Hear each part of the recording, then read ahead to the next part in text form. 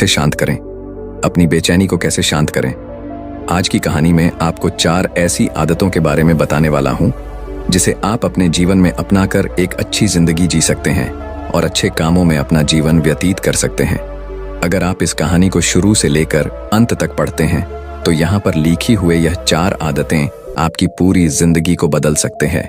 अगर आप इन 4 आदतों को अपने जीवन में अपना लेते हैं तो फिर आप अपने जीवन को एक खुशहाल जिंदगी में बदल देंगे और फिर आपका मन कभी भी बेचैन नहीं होगा, ना ही उदास रहेगी और ना ही बेफिजूल के कामों में व्यस्त रहेगा। तो चलिए कहानी में। बहुत समय की बात है, एक लड़का गौतम बुद्ध के पास आता है और वह गौतम बुद्ध से कहता है, आप हमेशा कहते रहते हैं कि ध्यान करो, ध्यान करो, लेकिन मेरे लिए ध्यान करना तो दूर की बात है। मैं कुछ समय के लिए अपनी आंखें बंद करके शांति से भी नहीं बैठ पाता हूँ। मेरा मन इतना बेचैन है कि यह हर समय कुछ न कुछ सोचता रहता है। मैं जब भी ध्यान करने बैठता हूँ तो मेरे अंदर विचारों का तूफान आने लगता है, लोगों के बारे में सोचकर, अपने जीवन की बीती घटनाओं के बारे में और अपने भविष्य के बारे में, और ऐसी ही ना जाने कितने सारे अजीबोगरीब विचार लगातार मेरे मन में आते रहते हैं। मैं इन्हें रोकने की बहुत कोशिश करता हूँ, लेकिन जब मैं इन्हें रोकने में असफल हो जाता हूँ तो मैं ध्यान को तोड़कर बैठ जाता हूँ। इतनी बातें कहने के बाद वह गौतम बुद्ध की ओर देखता है और कहता है, बुद्ध, आप मेरी इस समस्या का कोई समाधान बताएं। बुद्ध ने कहा, मैं क्या समाधान बता सकता हूं? सोचो, तुम्हारा ही मन है, लेकिन यह तुम्हें कुछ देर तक आंख बंद करके बैठने भी नहीं देता है। कितना आजाद कर रखा है तुमने इसे। लड़का ने कहा, बुद्ध, मैंने बहुत सोचा, लेकिन मुझे अपनी इस समस्या का कोई समाधान समझ नहीं मिला, इसलिए मैं आपकी शरण में आया हूं। अब आप ही कोई रास्ता दिखाएं।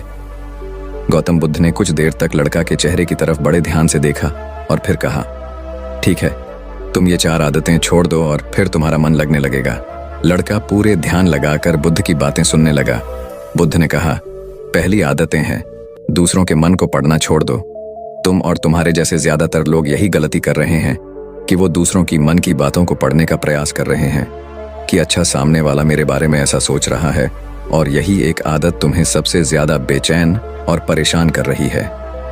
ज्यादातर उत्सवों पर लोग दूसरों के मन की बातों को गलत और नकारात्मक तरीके से ही पढ़ते हैं। जैसे कि लोग अक्सर सोचते हैं कि दूसरे लोग उनकी तरक्की से जलते हैं, उसे नीचा दिखाना चाहते हैं, उसे पसंद नहीं करते, उसकी मदद नहीं करना चाहते, और ऐसी ही ना जाने कितनी सारी नकारात्मक बातें ये लोग दूसरों के प्रति अपने अंदर बैठा लेते हैं। फिर उनके बारे में ही सोचते रहते हैं, उनसे बदला लेने के तरीके सोचते रहते हैं, उन्हें नीचा दिखाने के मौके ढूंढते रहते हैं, और दूसरों के प्रति यही नकारात्मक सोच इन्हें दुखी करती है, और फिर ये लोग बेचैनी महसूस करते हैं। इसलिए दूसरे लोग क्या सोच रहे हैं इसका अनुमान लगाना बंद करो। दूसरे लोगों के विचारों को पढ़ने की कोशिश करना बंद करो। अगर पढ़ना ही है तो खुद के विचारों को पढ़ना शुरू करो कि तुम्हारे अंदर क्या चल रहा है।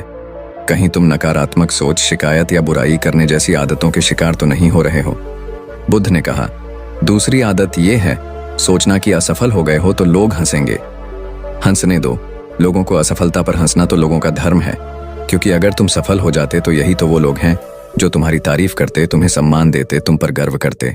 अगर तुम अपनी सफल होने पर दूसरों से तारीफ की उम्मीद करते हो तो अपनी असफलता पर उनके हंसने से तुम्हें दुखी नहीं होना चाहिए।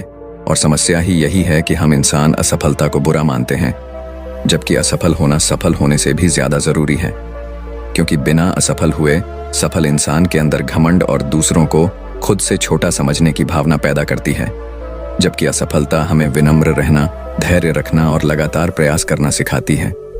इसलिए असफलता को बुरा मत समझो, और अगर तुम्हारे काम में असफल होने की संभावना नहीं है तो इसका अर्थ है कि तुमने अपना लक्ष्य अपनी क्षमताओं से छोटा बनाया है। और अगर लोग तुम पर हंस नहीं रहे, तुम्हें ताने नहीं मार रहे हैं, तुम्हारी बुराई नहीं कर रहे हैं, तो तुम अंदर से मरे हुए हो। तुम अपने मानसिक सीमाओं से बाहर जाकर कुछ नया करने का प्रयास नहीं कर रहे हो, क्योंकि असफल भी वही होता है जो कुछ नया करने का प्रयास करता है।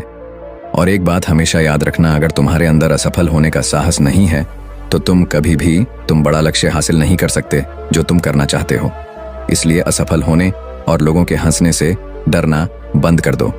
बुद्ध ने आगे कहा, तीसरी आदतें हैं, समय को काटना छोड़ दो। लोगों को लगता है कि वो समय को काट रहे हैं, लेकिन असल में समय हर बार उन्हें काट रहा है।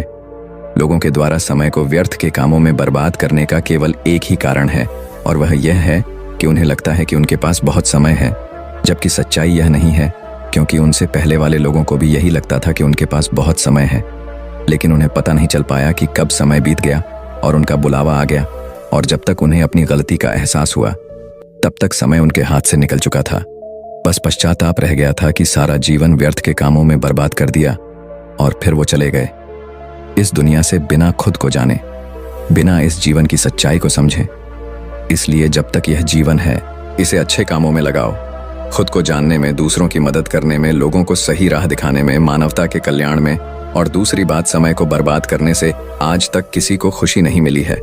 हालांकि समय का अलवने से तुम्हें क्षणिक खुशी तो महसूस हो सकती है, लेकिन जब तुम्हें होश आता है और तुम देखते हो कि कितना सारा समय बर्बाद किया जा चुका है, तब तुम्हें खुद पर क्रोध आता है और तुम पश्चाताप के भाव से भर जाते हो। और फिर यही पश्चाताप का भाव तुम्हारे अंदर तनाव पैदा करता है और तुम बेचैन हो जाते हो और लगातार अपनी उस गलती के बारे में सोचते रहते हो। फिर तुम्हारा किसी भी काम में मन नहीं लगता और तुम उदास रहने लगते हो, और यह चक्र लगातार चलता रहता है, जिसकी शुरुआत हुई थी समय को काटने से। इसलिए समय को काटना बंद करो और वो करना शुरू करो जो जरूरी है। बुद्ध ने कहा, चौथी आदतें यह है कि सोचना छोड़ दो कि मुझसे बड़े बड़े लोग नहीं कर पाए तो मैं कैसे कर पाऊंगा। असल में दूसरों से खुद की किसी भी चीज में तुलना करना ही व्यर्थ है। सबकी परिस्थितियां अलग हैं, सबकी सोच अलग है। और क्या हुआ, अगर दूसरे नहीं कर पाए तो हो सकता है कि तुम ही कर जाओ, क्योंकि अक्सर वही लोग इतिहास रचते हैं जिनसे ज्यादा उम्मीद नहीं होती। और फिर हो सकता है कि जिसे तुम बड़ा समझ रहे थे, जिसके लिए तुम सोच रहे थे कि उसने बहुत मेहनत की है, बहुत प्रयास किया है, उसने कभी उतना प्रयास किया ही ना हो, केवल मेहनत करने का दिखावा किया हो। क्योंकि ज्यादातर लोग कभी उतनी मेहनत करते ही नहीं हैं जितनी उन्हें अपने लक्ष्य प्राप्ति के लिए करनी चाहिए, और दूसरे लोगों के सामने यह दिखाने का प्रयास करते रहते हैं कि मैंने तो बहुत मेहनत की थी, लेकिन मेरी किस्मत ही खराब थी। और यही वो लोग हैं जो दूसरों को बातों ही बातों में कहते रहते हैं कि जब इतनी मेहनत करने के बाद मैं सफल नहीं हो पाया तो तुम कैसे हो पाओगे। लेकिन अंदर ही अंदर यह इस बात को जानते हैं कि उन्होंने कभी उतनी कोशिश नहीं की थी जितनी उन्हें करनी चाहिए थी। ये बस दूसरों की नजरों में अपनी इज्जत बचाने के लिए, और इस डर से कि कहीं दूसरा व्यक्ति इनसे आगे ना निकल जाए, यह अपने अधूरे प्रयास से घबराते रहते हैं और दूसरों को डराते रहते हैं कि जब मैं नहीं कर पाया तो तुम कैसे कर पाओगे। इसलिए किसी दूसरे असफल व्यक्ति को देखकर यह सोचना छोड़ दो कि तुम यह सफल हो जाओगे। तुम बस अपना सर्वश्रेष्ठ प्रयास करो और बाकी सब समय पर छोड़ दो।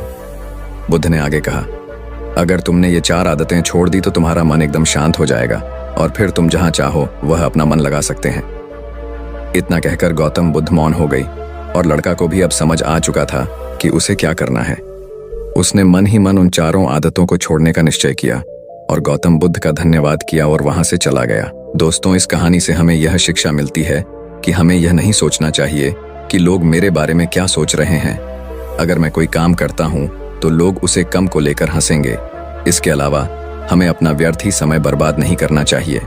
इसके अलावा हमें कभी भी यह नहीं सोचना चाहिए कि अगर किसी व्यक्ति से कोई काम नहीं हो पाया है तो मैं उसे नहीं कर पाऊंगा। अगर दोस्तों आप मेहनत से किसी भी काम को करते हैं तो कोई भी काम छोटा या बड़ा नहीं होता, और एक ना एक दिन आपको जरूर सफलता मिलती है। तो दोस्तों, कैसी लगी आपको ये कहानी? आप हमें कमेंट सेक्शन में जरूर बताना।